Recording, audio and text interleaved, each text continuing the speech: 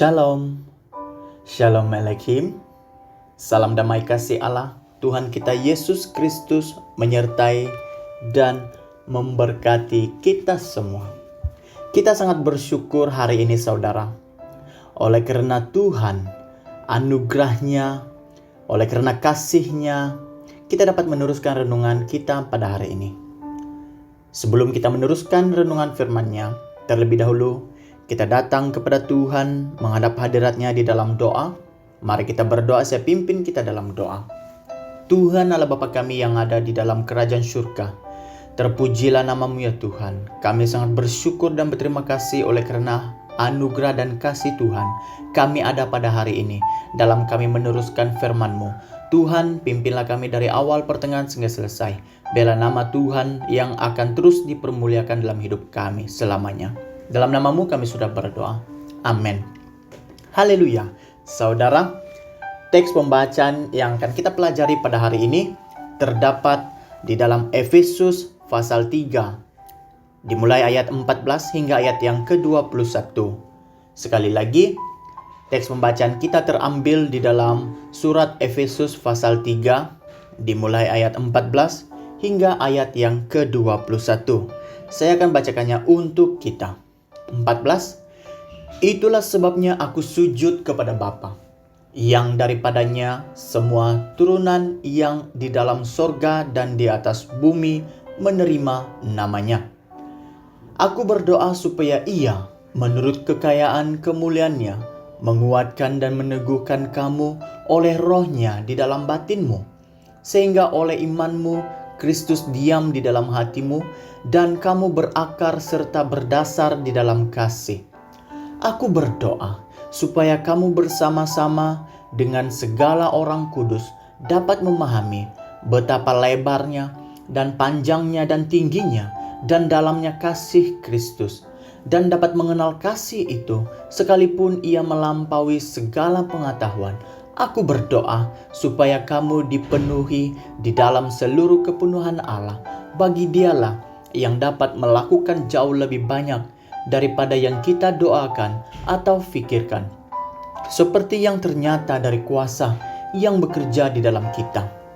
Ayat 21, bagi Dialah kemuliaan di dalam jemaat dan di dalam Kristus Yesus turun-temurun sampai selama-lamanya. Amin. Haleluya. Saudara, melalui teks pembacaan yang kita baca dan kita dengar bersama sebentar tadi, saya membawa dan mengajak kita untuk belajar dengan satu tema, yaitu Allah tinggal dalam hidup kita. Sekali lagi, tema Allah tinggal di dalam hidup kita. Pada bahagian ini, Rasul Paulus menyampaikan pesan tentang rahasia Allah.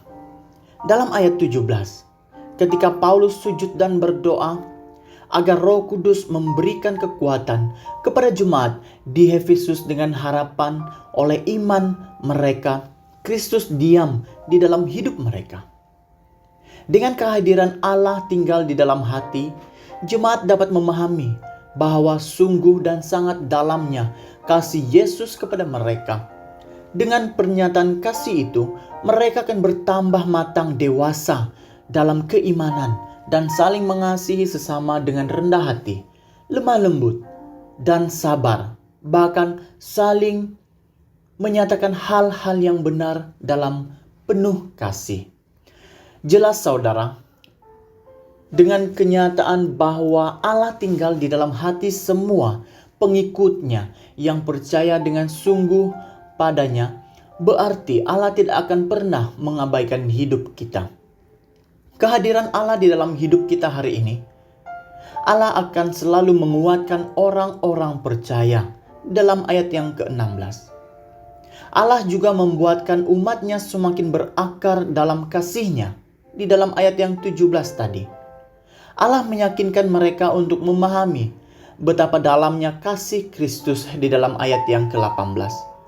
Dan di dalam ayat yang ke-19, bahwa setiap orang percaya akan dipenuhi oleh kepenuhan Allah, yaitu hidup dengan penuh anugerah-Nya dan kasih-Nya yang melampaui segala pengetahuan itu.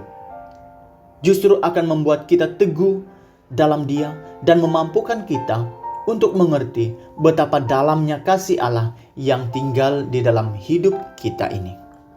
Persoalannya saudara, apakah selama ini saudara merasakan kehadiran Allah yang sesungguhnya tinggal dan berdiam di dalam hidup saudara?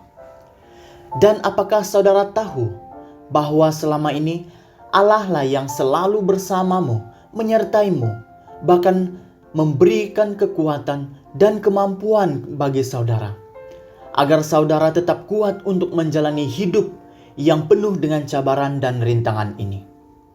Karena Allah kasih-Nya tetap selalu tinggal di dalam hidup kita selamanya. Haleluya. Mari kita berdoa, saya pimpin kita di dalam doa. Tuhan Allah Bapa kami yang ada di dalam kerajaan surga, kami sangat bersyukur dan berterima kasih kepada Tuhan melalui firman-Mu yang telah kami pelajari, dengar sebentar tadi ya Tuhan, menjadi satu kekuatan dan dorongan bagi kami. Karena Allah tidak pernah menjauh dari hidup kami. Bahkan Allah dekat di dalam hidup kami. Bahkan iman kami dipenuhi oleh Allah. Tuhan, kami sangat bersuka cita oleh kasih-Mu. Dan biarlah firman Tuhan akan terus ada bersama kami di dalam hidup kami. Dan kami juga dapat membahagikan kasih Allah kepada orang-orang di sekitar kami. Ini ucapan syukur dan doa kami, setiap anak Tuhan yang percaya katakan amin. Saudara, Allah selalu ada bersama dengan kita dahulu, sekarang, dan selama-lamanya.